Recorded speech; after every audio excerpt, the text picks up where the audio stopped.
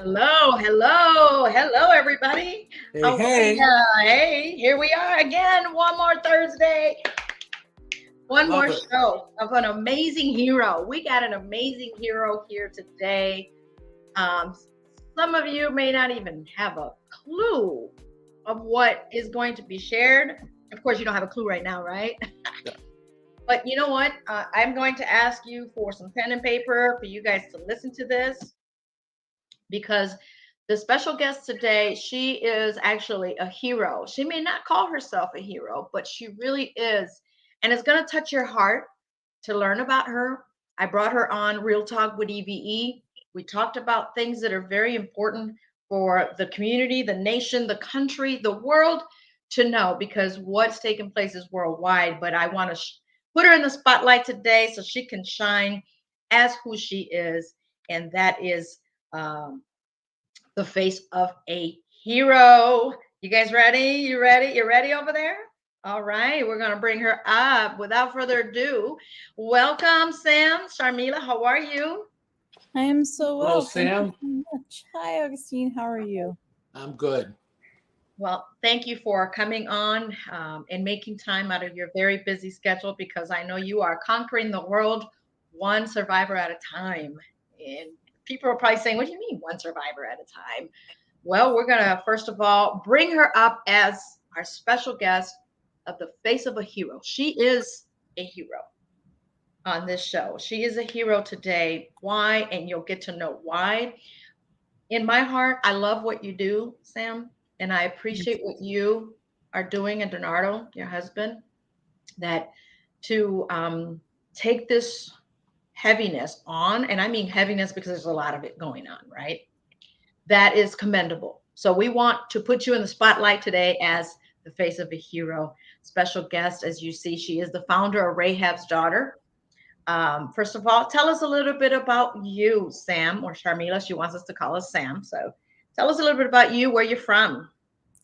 I am Sri Lankan by ethnic origin, Eve, and British by birth, and I've actually lived all around the world, which has been quite an interesting experience. But I currently reside in Niagara-on-the-Lake in Canada. And how is that place in Canada? How's that working out there? You know, it's very cold, but as you would Oh expect. no, I don't know if I want to be there now. It's cold here too. You definitely want to come in the summer, Eve, for sure. Okay, so then I'm just telling me think twice Anything, about going. yeah, So, definitely after April. I mean, it's beautiful through about October, and then it tends to get colder. So not that indifferent from Chicago, but definitely a um, colder version at times. Although we've had our polar vortexes in Chicago, which have made it pretty cold too. So anyway, but Definitely. interestingly, for human trafficking, Niagara Falls area is very, very high, right? One Mm. of the highest places coming across the border, so between the US and Canada.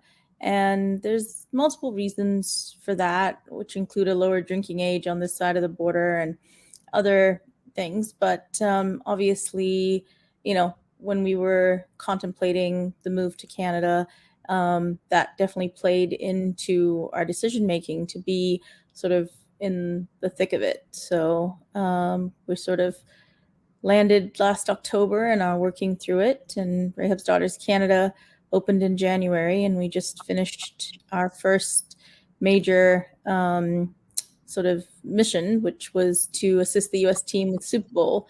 And it was a very, very interesting Super Bowl for sure. So, Yeah, I do want to talk to you about that, but we may have a new type of audience, being that we're also on a different Facebook page, different YouTube page, and now we are on Twitch TV. wow. Yeah, so we're on Twitch TV now, Augustine, in case you didn't know. Uh, well, thank so you. we need to bring awareness of what you and your team are doing. But first of all, Sam, what got you into doing this? I mean, Yeah. something either happened to you or touched your heart or Yeah, I mean, I am a survivor of human trafficking. So I was 16 when it happened to me. And I was a kid who really much preferred her books and her, studies to pretty much anything else. My idea of a good weekend was knitting clothes for my Barbie doll while listening to, Rick D's Top 40, which should date me quite nicely right about there. I just preferred my books, and, I was very much the introvert. And, lots of people find that hard to believe now because they're like, well, you're such an extrovert. I'm like, no, it's learned behavior. I still have to go into my little cocoon and read and hit the reset button. But it was something that was, it shaped my life, right? I mean, I was so badly bullied that I tried to commit suicide, and I was unsuccessful in doing that. I drank every pill I could find in our house, but unfortunate, or fortunately we'll say now, but at the time I thought it was very unfortunate that I started throwing up all the pills because I actually wasn't able to digest them. And so I was very, very lucky that there just wasn't it wasn't my time. And obviously God kept me to do other things, but after that I decided, well, good Lord, I can't even kill myself, right? I'm such a shame to my family that I'm going to just leave. So I ran away from home, and I was exactly the statistic that you predict. Within 24 hours of leaving home, I was lured into a brothel that I thought was a nightclub. And the first day they asked me to work the front desk and just collect cover charges. At the end of the night, they said there was something wrong with the take on the till, and if I would come upstairs so we could figure it out. And then I didn't see the light of day for quite a while. And obviously that is the type of trafficker that we call a guerrilla trafficker. And I was, forced to do things that I never dreamed would be even real. And it wasn't for several months that a customer actually helped me to leave, because he realized I was being kept against my will. But the challenge was I had nowhere to go. I had no high school education. I had no, prospects of a job. This was the only one I'd ever had. So I ended up in a labor trafficking ring, selling encyclopedias door to door. Again, this should date me because we don't even do that anymore. Right. What's an encyclopedia? But right. Where'd you get those at? Exactly. Did this happen back home, or was that here? I was in New Zealand at the time. Okay. But I then came to the States and was trafficked multiple times here as well. So and how did they transport you? I'm sorry. No, so I wasn't transported by my traffickers. I came to live with my grandma after my parents sort of rescued me from New Zealand. But the thing is, I didn't have any treatment services or any assistance to process through what had happened. And everybody's advice was just deal with it, right? Like, you'll be fine. Just go back to life. But you can't go back to life because the trauma is so ingrained that you are waking up with nightmares. You have flashbacks. You are, you just wake up in the night terrified, having relived something in your dreams that's just not allowing you to move forward. And that PTSD is prevalent in all survivors, but that's not what we called it back then, right? Correct. And it was something that, nobody wanted to discuss. If you ask my parents today, they'll tell me to stop discussing it. We should not tell the story because it's certainly shrouded in shame. And Correct. What I have learned though is that while I carry some of that shame, at the end of the day, if we don't talk about this, it's going to happen to more people. Absolutely. And if we don't do something with this, nobody's going to know how to deal with it when their child becomes a victim, right? And unfortunately, it's the second fastest growing crime globally, right? It has surpassed arms dealing and is second only to drug dealing as a crime. but it's such a difficult crime to prosecute because, as victims, we make the worst type of witnesses because our trauma is so intense that we find it hard to express it. It's difficult to have timelines around it because time and space are not something that you have control of. The days just all sort of flow together. Sometimes if it's a like Super Bowl weekend, you might be forced to be up for 2 or 3 days at a stretch, right? Till you meet your quotas.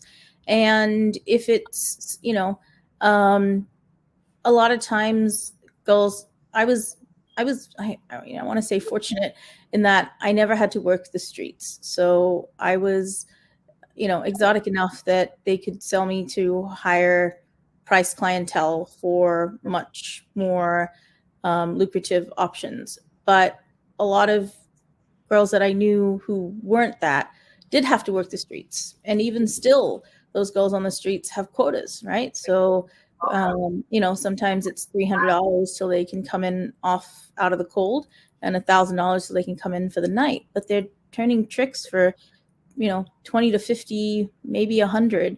So think of the number of people that they have to serve in order to hit the quotas to come in.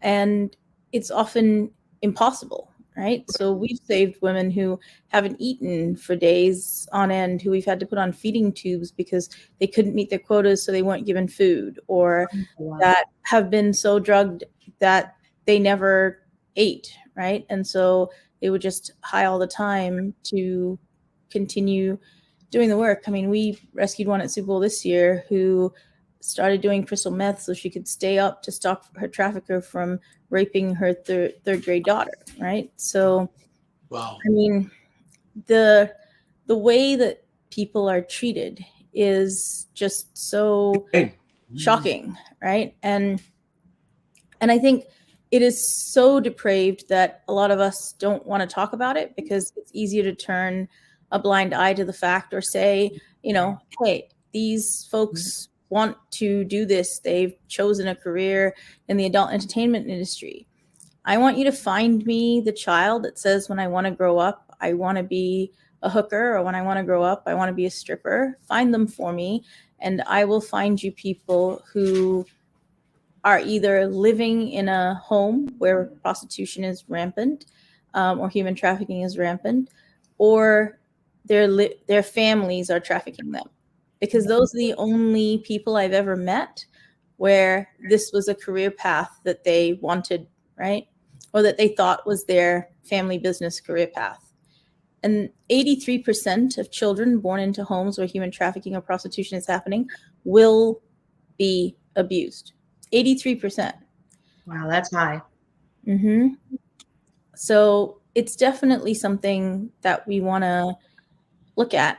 And human trafficking doesn't look the way it did, in the movies, right? There isn't a guy with his fedora and a feather in it wandering down the street in his, pimp coat, sort of managing girls. Well, while that certainly, still happens, the average pimp's running 6 or 8 girls, but oftentimes there's a lot of organized crime. There's a lot of other pieces to the puzzle.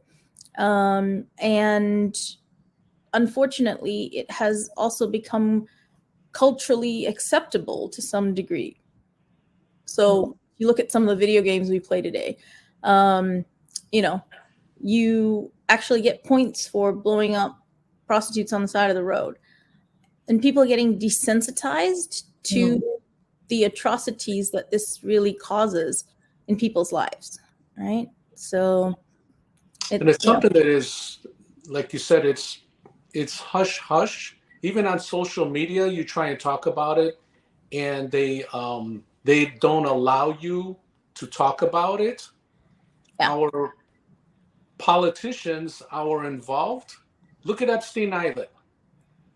They were supposed to divulge all the people that have been there, and they've been keeping it quiet. But then for something else that has no sense, I'm going to say, they want to print it all over the news. But something as important as this, they keep it quiet.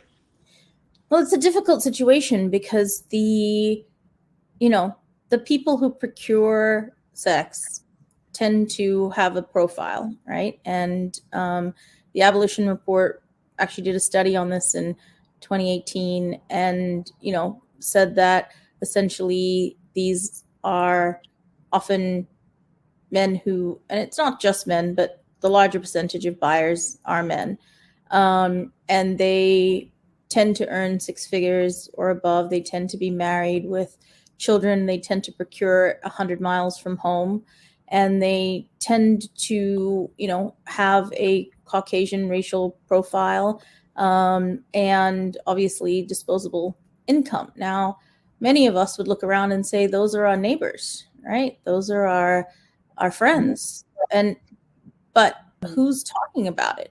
Are we talking to our dads, our granddads, our, uncles, our cousins? Are we asking them, have they ever procured sex? Have they ordered a stripper to a bachelor party? Have they been at a bachelor party where one happened, or a bachelorette party? Have they, have we talked about this as maybe not the ideal for the bachelorette party, and why it's not a good decision, right? Because whether it's a bachelor or bachelorette party, you're hiring somebody to entertain you who is probably being oppressed in some way, right?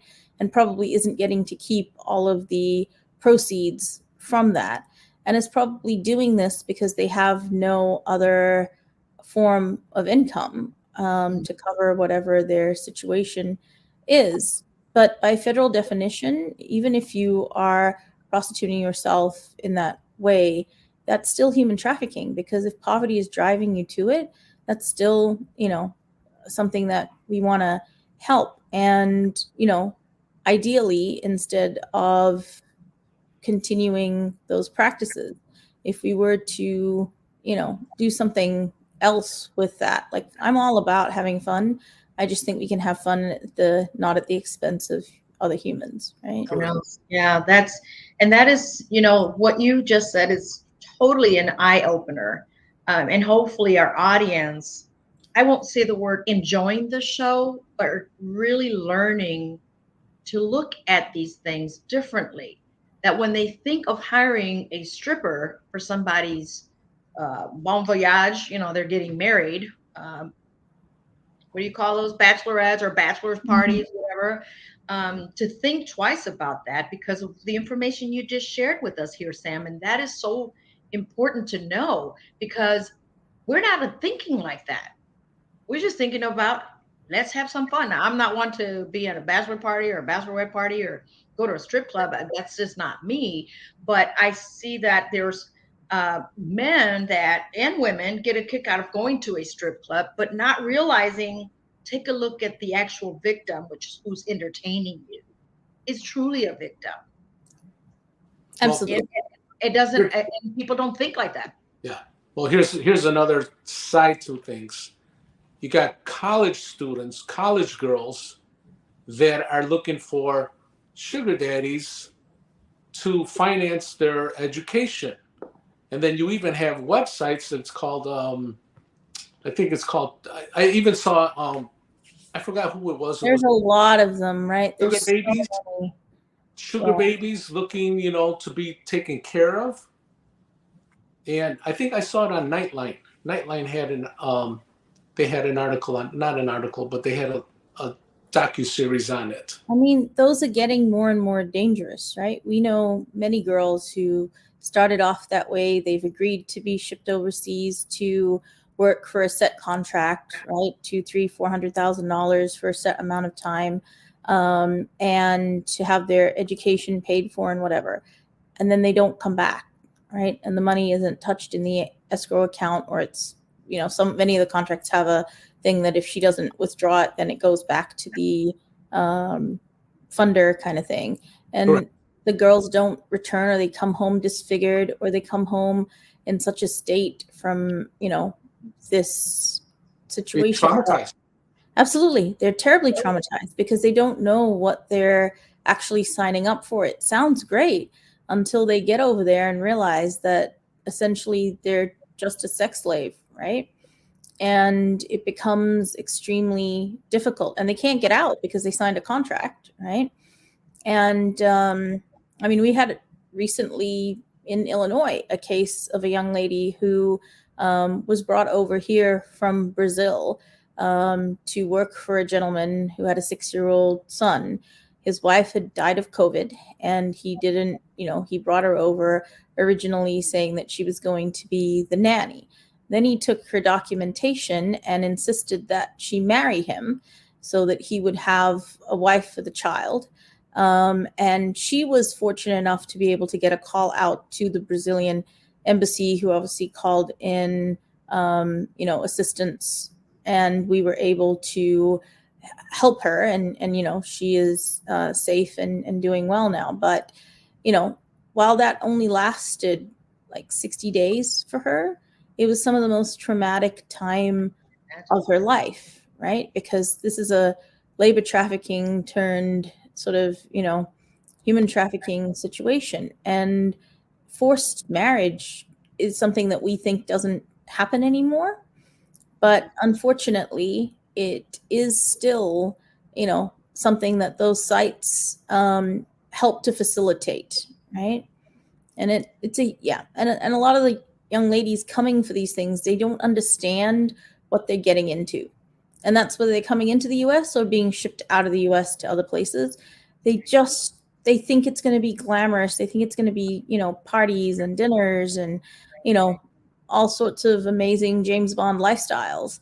But that only happens in the movies, right? That is definitely not the reality that, this sort of lifestyle brings. It's much more sinister. There's a lot, of drug usage. There's a lot of forced behaviors that they have to do that are against what they would want to do. And it's not just young ladies anymore. It's young men as well, right? 35% of trafficking now happens with young men as well. So, I mean, the face of trafficking has changed quite a lot. Wow. And the glamorous life is what? Isn't that how it starts to lure you in and now keep you and trap you? It is a lucrative business. Unfortunately, it's a billion-dollar industry in the human trafficking. But then I think I was in Arizona. I saw a young girl. She couldn't have been but in her 20s, and the guy looked like he was in his 50s. And she's dressed nice. She's having a great time, and that made me think: is she a victim to human trafficking?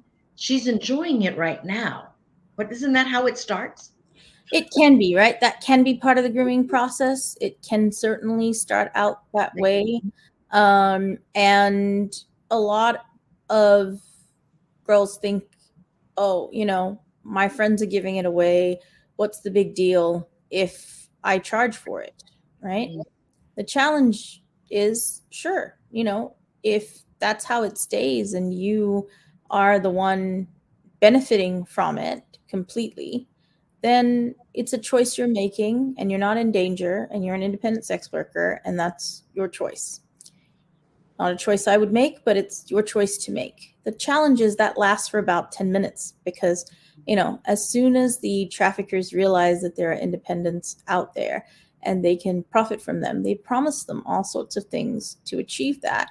And, we had a young lady that we just helped in Arizona who had 2 traffickers who were both vying for her. She had just come out on the market because she lost her job and she needed to get help for her rent, right? And she worked in IT previously, and so but just hadn't been able to get a job. As you know, many IT companies have been laying off by the droves of late. And she thought, well, I'm desperate. I don't want to lose my home. So, I'll try it. And the moment that she put her ads up, she was immediately starting to be approached by traffickers who were offering her things. Some were trying, the honey approach, some were trying the stick approach, but they were all working to get her signed on. And we called her to offer up assistance. And she, at first didn't quite believe that we were for real. And then after she sat down with us, we were able to, help her. And we are now helping her with job placement options. But this is someone who obviously has prospects and was new to the industry, who thought, well, what's the big deal if I do this? And then ended up being threatened daily, right? Until she. Right. So this is where it gets tricky, right? It gets really, really tricky because, there are plenty of people who are like, just decriminalize it, just let it go, just allow it to happen, and the free market will take care of it.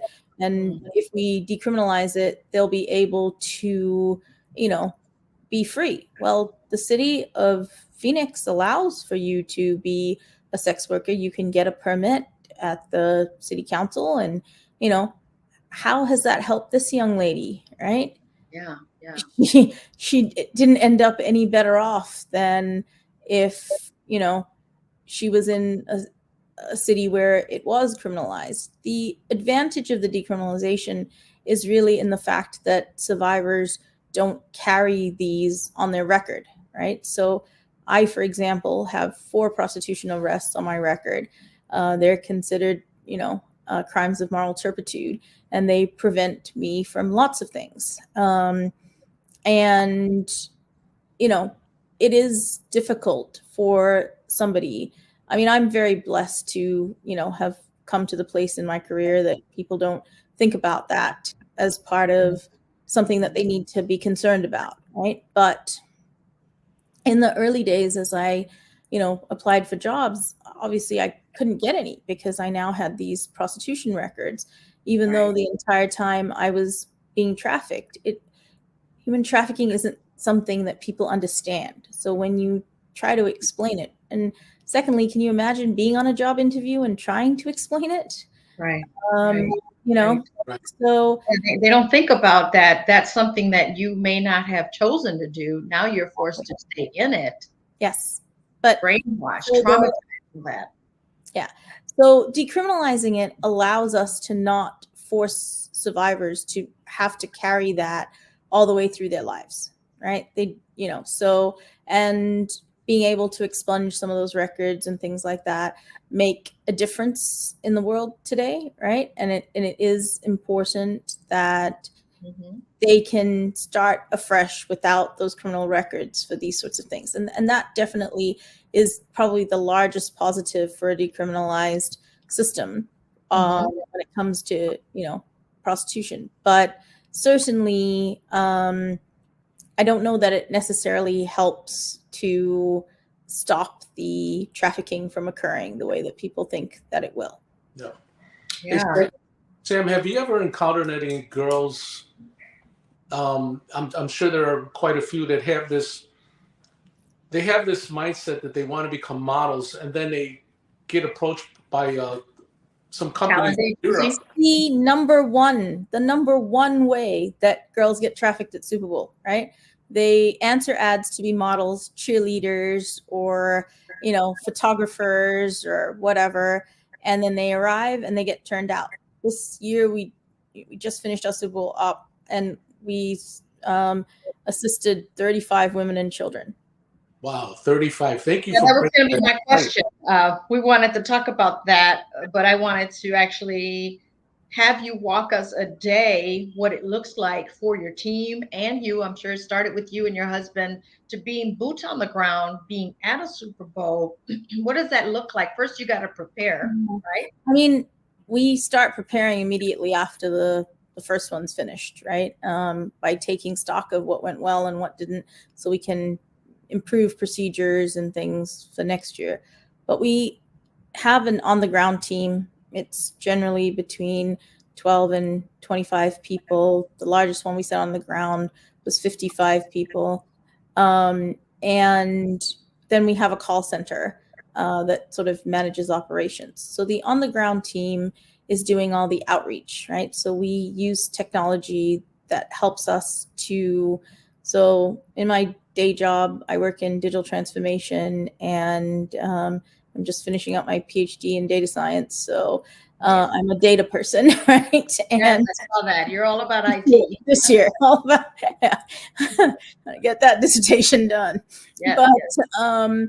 the I'm very fortunate to work for an amazing company called Verde that supports this, and they actually help build out the software that allows us to identify which businesses are performing trafficking. And we use a variety of things to do that, and algorithms and stuff. And I don't necessarily want to get into too much detail, guys, because the traffickers don't need to know. No, Right. do not expose what you don't need to expose. But it helps us identify where it's happening. And then What age ranges? I'm sorry. Go ahead. say that again. What are the age ranges of the victims? So this year, the youngest was 6 months old. Her and her mother were being, abused, and we were able to take her out of the state that she was being abused in, and she's safe now with the baby, and we're working through some things. But I mean, mom had to run because there was no way to keep baby safe without that. Right, right. And that's a very common way that traffickers keep the coercion happening, is to impregnate girls, and then, particularly if they are the baby daddy, to then have control, right? And I'm not going to give you diapers unless you, I'm not going to give you formula unless you, I'm not going to give the baby clothes unless you, right? Wow. So we actually picked up another mom who had 2 kids, and the younger one was 3, and he had no clothes because they'd taken all his clothes. So, and was basically saying to mom, if you don't do this, there'll be no clothes for the child. So it's stuff like that that they use for coercion, right? And that's some of the more pleasant coercion. There's much less pleasant coercion than that. Yeah. But unfortunately, as we said, 83% of moms who are trafficked will have their kids trafficked, right? So They're there's forced to. They're forced to go into. So as you were saying, the process of what it's like to get ready and prepared for Super Bowl, lead us with what that looks like as you started saying. For those of you that are just joining in the middle of this show, The Face of a Hero, we have a true hero here that not only has a passion for it, she's a survivor, but she risked her life along with others that have that passion to help end human trafficking. And that's Sam here, Sharmila. Um, and you just finished Super Bowl. Tell us about that. Yeah. I mean, Like, so every day teams go out and visit the locations that we've identified as hotspots for trafficking, whether those are businesses or street corners or, nail salons or whatever. The bus stations, the airports, all the places that victims might be being brought in from. And our operations center actually takes as many ads as we can find online, and we don't get to all of them. This year we managed to get to just over 15,000 ads that were placed for the sale of people, and we call and text those. So we actually ended up doing over 29,000 outbound phone calls to those ads, and talking to people and texting them as well. And our outreach ended up with over 650 inbound calls of people wanting, some of them wanting help, some of them wanting to yell at us. But, basically we were able to assist 35 women and children to safety. And, ideally, we would love to do that year round, but obviously, funding is always the challenge with these things. But certainly for Super Bowl, we were encouraged because we saw, our street teams that went out this year was insane. The girls were on TikTok explaining where they would be, and then the traffickers were around the corner, and the cars were in a line that went around the block, guys. And the girls were just getting put into cars as they came up for the next one. All right. And then they would just go around the block and come back and drop them off. You're talking about customers waiting in line? Yeah. Yeah. It was insanity. I honestly have never seen anything like it. I didn't see it live because I wasn't there, but some of our team took video of it, and I was shocked at what I saw. And obviously it's a challenge because they're not actually doing anything illegal by getting into the car, right? And the illegal part isn't happening in a way that law enforcement can arrest, right? So it's very, very difficult. And, even I was frustrated in that, why isn't law enforcement doing more? And then I was talking to law enforcement and they're like, well, what do you want us to do? There are cars lined up and girls are getting in them. It could be Uber. We don't, right. It's hard to tell. There's no criminality to that in what we're seeing, except for the fact that we know that there is, because we've seen the other side and we know the girls and what they're saying about what's happening there and that kind of thing. But there's no way for the police to follow every car. And how do you prove this? How do you prove it isn't consensual? How do you prove it's there's so many elements, right, to making a legal case. And everyone, it's the number one question I get. Well, why is law enforcement not doing more?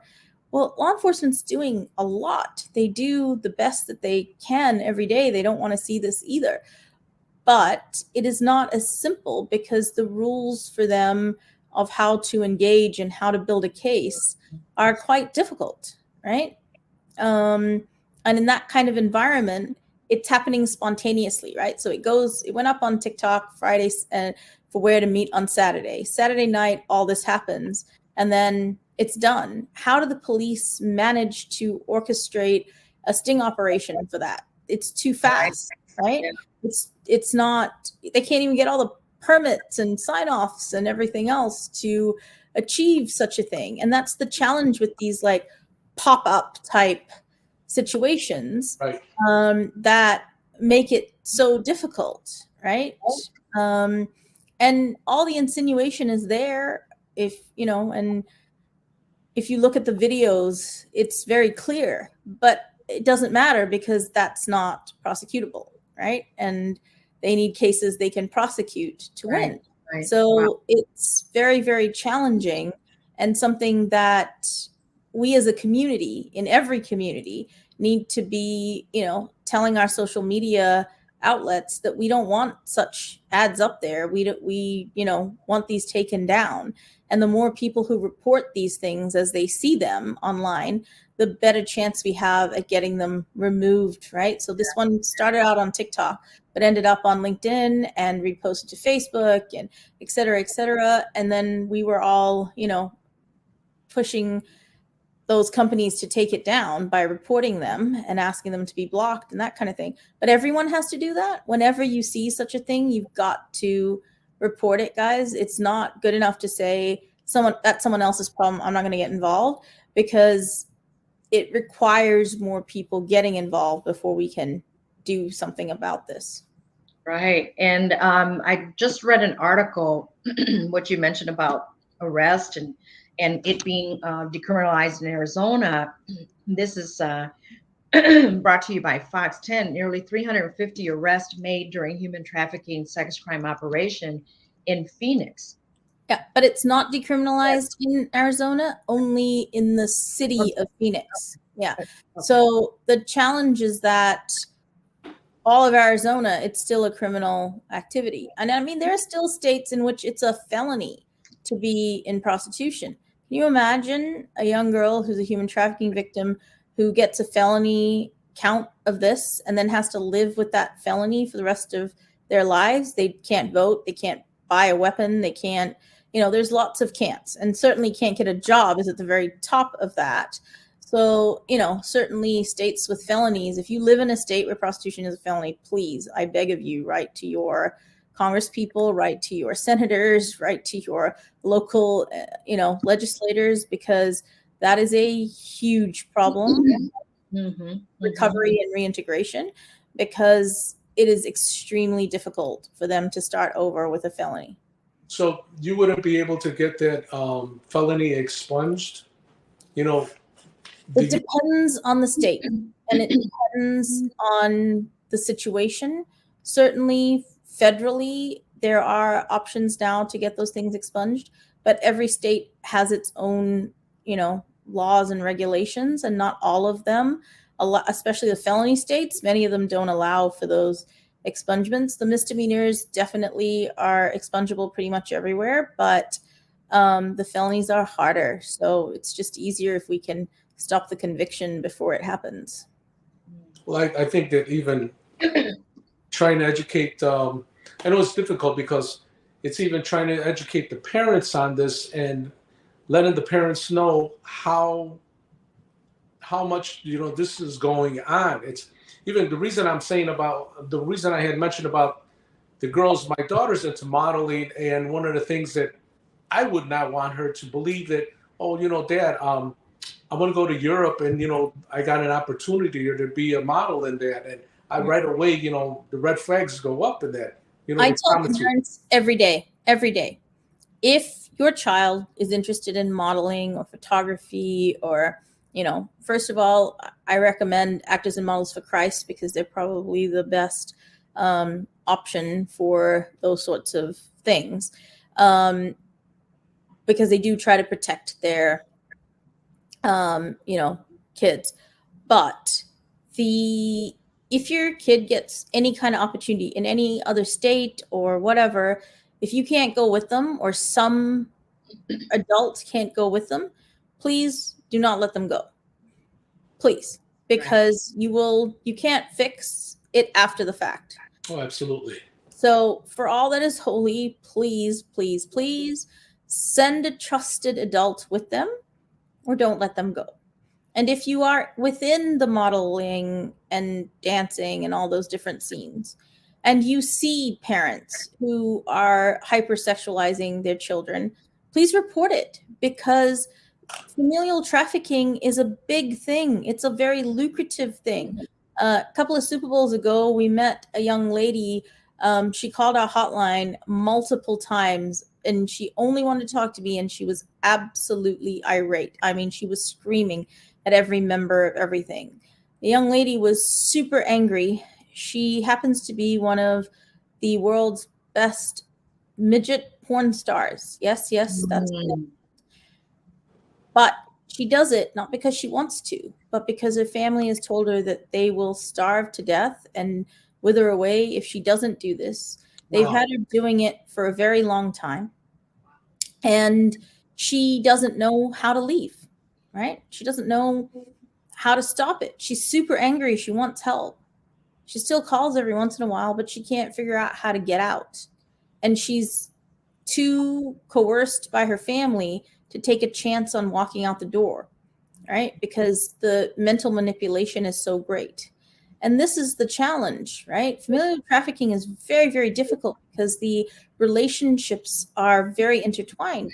And a lot of times the parents are involved, but sometimes it's aunts, uncles, grandparents, right? We met a group who we helped at the last Super Bowl who had been brought over from Guatemala as children, all sold by their families into labor trafficking that turned into sex trafficking. So like interfamilial trafficking is something no one wants to talk about because it's heinous, right? What's worse than selling your child for money? But it's still a prevalent thing, and it's not something that only happens overseas. It happens right here as well, because poverty, the need for survival is huge. And so obviously, if it's death or sell my child, then sometimes sell my child is better than death in the minds of these folks. The thing is, there is help available that people don't have to make that decision. And we just need to make sure that people know that that is available so they don't have to make that decision, right? Yeah, That's and this information that you're bringing us here is so important to share. Parents, quit playing the blinded eye that it can't happen to mine. You Correct. may be surprised that it's already happening. No, It's for better sure. known molestation is huge within familiar. One of our staff members at Rahab's daughter was trafficked right out of church, Oh right out my. of the church. hmm So don't think that you're immune. Her, in this family, mom was an educator and dad was a social worker. Certainly educated to the signs, which is why they were able to figure it out fast.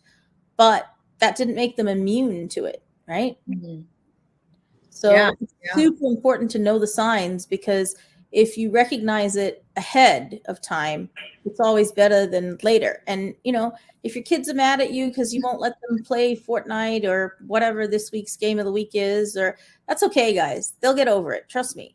They will not get over being lured into abuse. They won't, right? Right. It will shape and scar them for their lives. The inability to play their video games or talk on the phone or send Snapchats, yeah, they'll be mad at you for a while.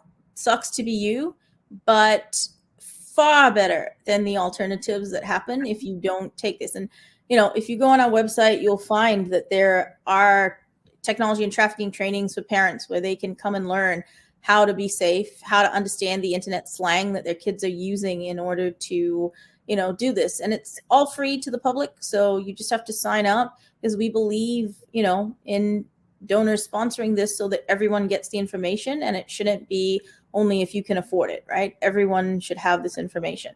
So, come sign up, call me, call the hotline if you need help. We help parents whose kids are missing and have been thought to be being trafficked, and we have a support group for that.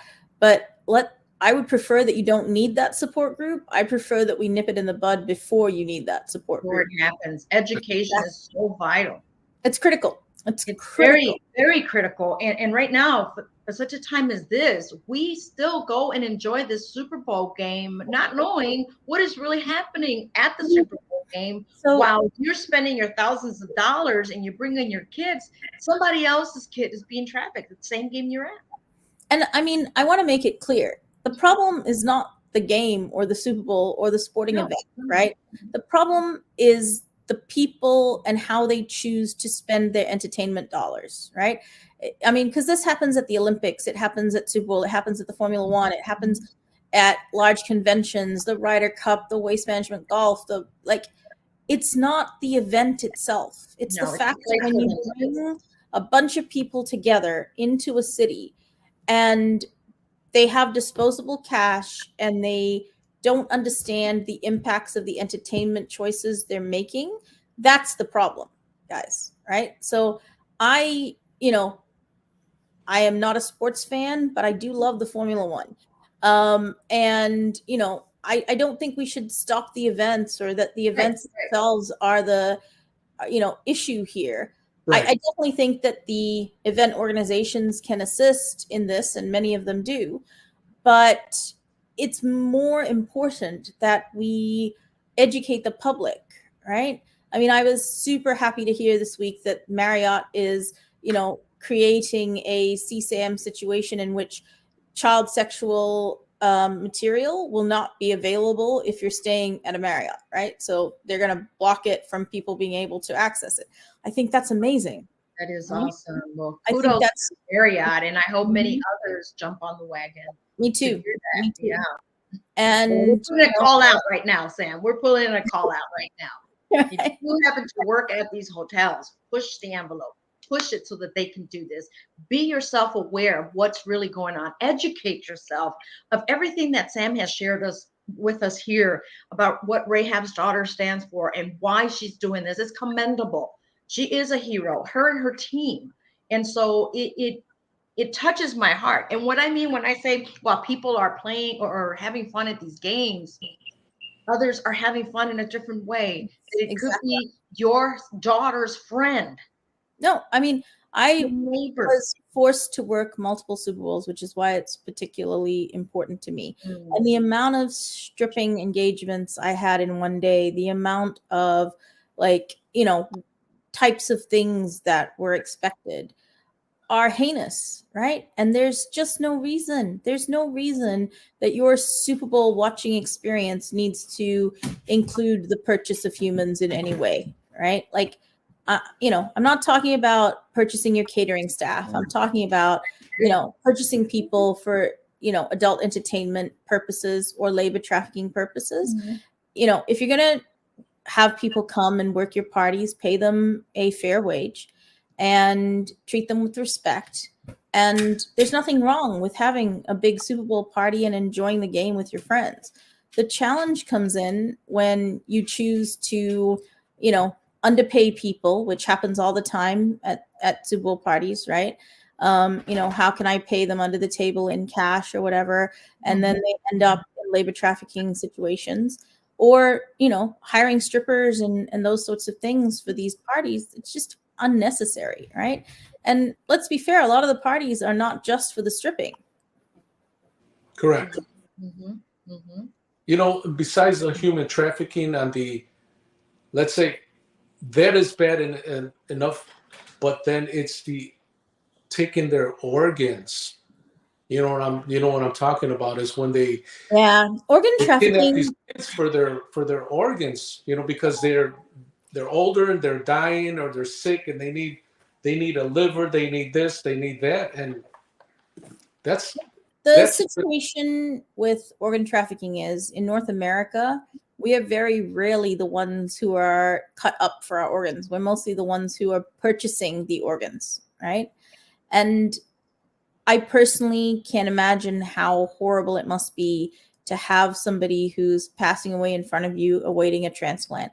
This must be a very traumatic thing for families to go through. And I have a ton of empathy for how difficult that must be. But, the purchasing, to sell your child or your sister, your brother, or whatever, to give up an organ, I just can't imagine how desperate the situation must be. Yeah. But it's so desperate that they're willing to do it. The challenge is that, this person now didn't have a choice in the matter, right? Like, there are lots of what we call domino surgeries for people to give organs and sort of swap, right? Like, and this is a very legal way of doing things through where everybody is, doing it from free will. And I am all about that, right? I think that you have to be very magnanimous to be able to do that. And I commend every single person who's willing to give up their organ to save a life. If you have a choice, that's awesome. If you don't, it's awful. And we have to keep an eye out for these sorts of things, because people shouldn't be giving up those things unless they've had a complete choice in it, right? And as difficult as it is to see your loved one suffer, we still need to be saying, hang on a minute, this is wrong, right? But, at the end of the day, if you know somebody on the transplant list and they suddenly, are headed in to be fixed and you can't imagine how that happened, please call the human trafficking hotline and report that, because it is really important, because we, as I said, are the recipients of most of the organs in North America. We are definitely not being cut up for them. Yeah, wow. Well, this has been a very interesting conversation with you, Sam, and enlightened us with a lot of pertinent information, bringing awareness to human trafficking. And as you see on the bottom of the screen, go to rahabsdaughters.org if you want to be part of the solution. Don't be part of the problem. Also, we're taking donations. This is a non-for-profit organization, and what the team does take time, tool, and talent and skills. But most of all, do you consider yourself that you're also or the team is also putting themselves at some type of risk in doing this? I mean, we get plenty of death threats every year as we do these things. So there's certainly some amount of risk, but everybody is, we try to limit those and do our best to keep everyone safe. And praise the Lord, so far, any injuries have been very minor. Wow. Well, commend you and the team for being boots on the ground, sharing us with this Very important information. Share this interview with others. Share this interview with your family. Parents, open your eyes up to it can happen to you. It can happen to your child. It can happen to your neighbor. Remember, familiar things. That's how it all starts. Someone you know, someone you trust can be that next person that's trafficking somebody they know as well. Right. So here's the hotline 833-463-9329. Sam, what else would you like to share in the last minute or so that the audience needs to know? I mean, thank you all for listening. Please, if you don't know how to talk about this, reach out. We would love to help you. But the most important thing is to get everybody educated about what the signs are and how you can prevent them. Wow. Well, thank you, Sam. We're going to bring more awareness of human trafficking. I appreciate you. I look forward to seeing you in Canada. But now that you tell me it's colder, I may not go anytime sooner. But that's why we have coats. The mission is what's important. Whether it's cold or not, you got to do what you got to do, right? Absolutely, yes. Maybe you can come in May as we open up our first Canadian safe house. Eve. Maybe there you go. Definitely. So, guys, donate, be part of the solution. Touch your heart that if you say today I was going to spend $50 to just touch up my nails, I want to do those $50 and hold off this week and not do my nails. I want to donate to Rahab's daughter because that's somebody's daughter that's being trafficked. And so let's make a difference, guys. Together we can make a difference. Absolutely. And we got to be part of the solution, guys. Enough of the problems, enough of the heinous crimes that's taking place as we speak right now.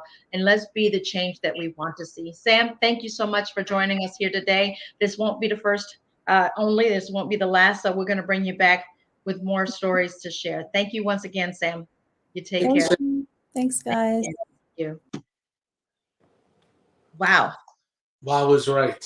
Sam, this isn't the first I hear Sam. This isn't the first I interview Sam. It's an honor and a humbled experience to be part of an organization such as Rahab's daughter. They're in other countries. They're in Canada now. You guys heard her. And I asked her about being in Mexico. Well, it's a lot more risky, a lot more dangerous for them to do because unfortunately, government is part of the problem too. Just keeping it real, guys. Just keeping it real. And so be part of it. Be part of the calling center. They're also now a prayer group Saturday mornings that they come together to pray for them. And I appreciate that about Sam, that she's open to say she's a believer. She believes in God. She knows, she walks it. As a survivor, she knows what she's talking about. She's been there and done that. It's not that she doesn't know. It's not like she read it from a book. Yeah, she experienced it firsthand, and unfortunately, she's experienced it. And but the good thing is that she turned it into a positive, and now she's fighting against it. And one of the things I did want to bring up was how many kids do we have coming in across the border down by Mexico and Texas that are being trafficked? Not just kids, women. And as I asked her in my other show, she did say that the numbers have increased, the human trafficking, thanks to the borders being open. So talk to your legislators. Go down to the White House and thank our president. Okay? I'm just keeping it real, people. No one's out there protesting. Why are these borders open like that? Yeah, they don't want to talk about human trafficking. They do not, because they are part of the problem. Again, with this whole Epstein Island, they are part of the problem. They just sweep it under the rug. Well, on that, I don't know if you know, there is an exclusive reported today naming the names. The final batch of documents containing the salacious allegations related to Jeffrey Epstein associates, including Prince Andrew, will finally be made public after dozens of John and Jane Does agree to the unsealing. So watch that, follow that. Be part of the solution, guys. And on that note, you guys know how to reach us. If you have a hero you want us to interview, go and call us or at 773-809-0106. Go to the website, thefaceofahero.com, and we thank you for supporting us. If you want to contribute and donate to this show, by all means, give us a call. Let's be part of the solution, people. I was saying we got places to go, people to see, so at least I do. On that note, yes. Every Thursday at what time, Austin? 8 p.m. Central Standard Time. So catch us live every Thursday, 8 p.m. on our YouTube. Subscribe to our YouTube channel. Follow us on Facebook. And now we're on Twitch TV as well. So thank you, guys. We appreciate you. Take care. Gotta go. Nos vemos, Agustin. I know you got things to do, right? So yes. Vámonos para. Good night. Good night. I'll see you. Wait, I got to point this way. I'll see you till next time, guys. Yes. Well, take care. Absolutely. Bye now. Bye now. Yeah.